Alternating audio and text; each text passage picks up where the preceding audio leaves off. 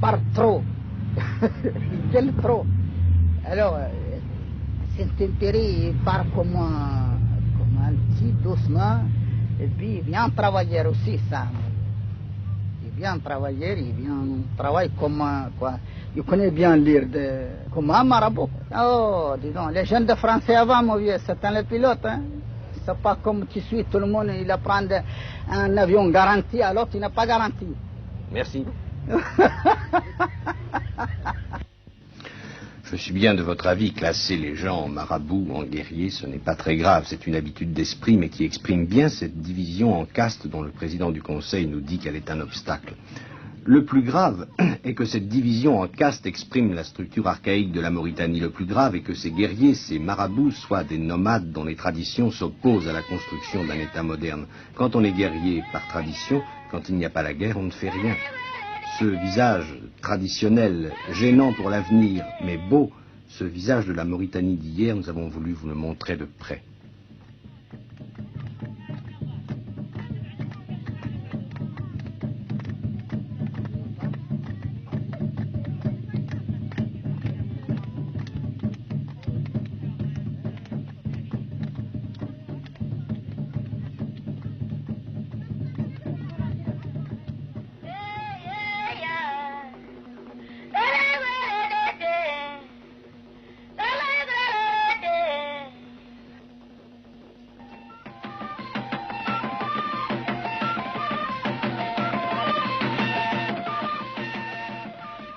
Le capitaine Reynaud est le chef de la subdivision de Fort-Gouraud. Mon capitaine, vous connaissez tous ces chefs qui sont réunis sous cette tente. Voulez-vous nous les présenter, s'il vous plaît? Le premier est le chef de village de Fort-Gouraud, Haïbotna Houl Mohamed Roulam.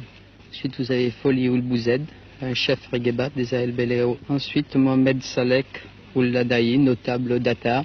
Ensuite, vous avez Limanoul Kotob, un notable Fort-Gouraud. À côté de lui, Baoul Reri, un chef de la fraction Smassi d'Atar.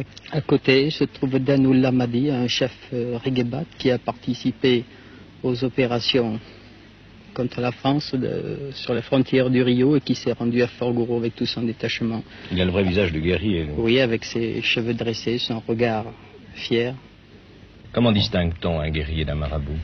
Généralement, les guerriers se distinguent par sa chevelure qui est crépue, puis par une certaine marche cadencée, par le tempérament agressif.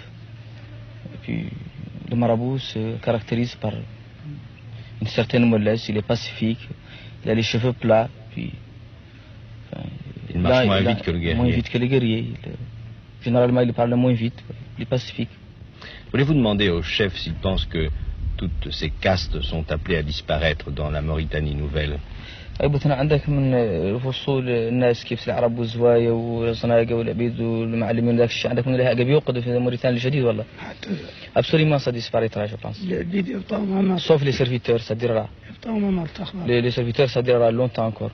Le chef pense-t-il que bientôt les bidanes accepteront de quitter la vie nomade? ظهر لك عن البيضان زمن ما هو سريع أبوي وفاهم البوادي ودوه في القرى والله ظهر لك ذاك اليوم. ظهر لي انهم بعد في الحين يختاروا عدوه القرى. Pour le moment déjà presque la majorité des bidanes aiment appartenir aux villes.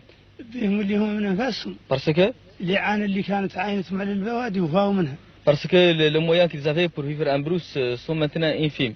وفاهم من العمال اللي كانوا يعملوا اختيارهم ما تلاقوا. Les serviteurs ne veulent plus rester avec leurs maîtres et s'affranchissent à toutes les occasions.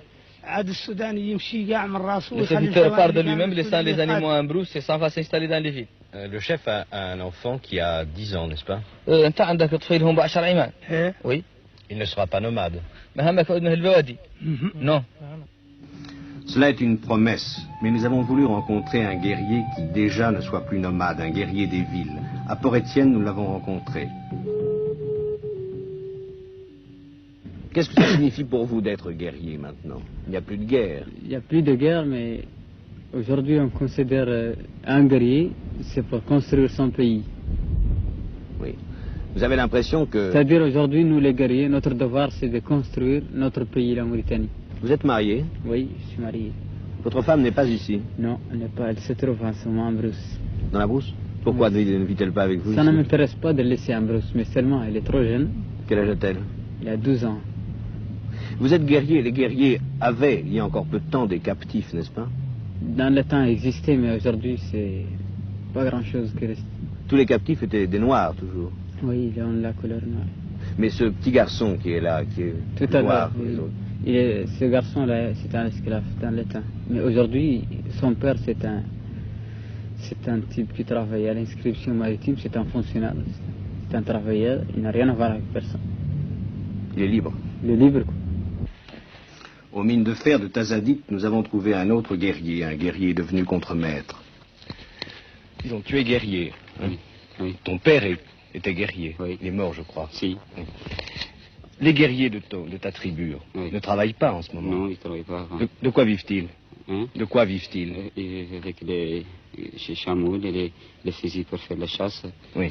C'est tout. Tu trouves qu'ils ont raison ou qu'ils ont tort? Non, je trouve qu'ils ont tort de faire ça. Au lieu de... Je trouve que la meilleure solution est de travailler comme tout.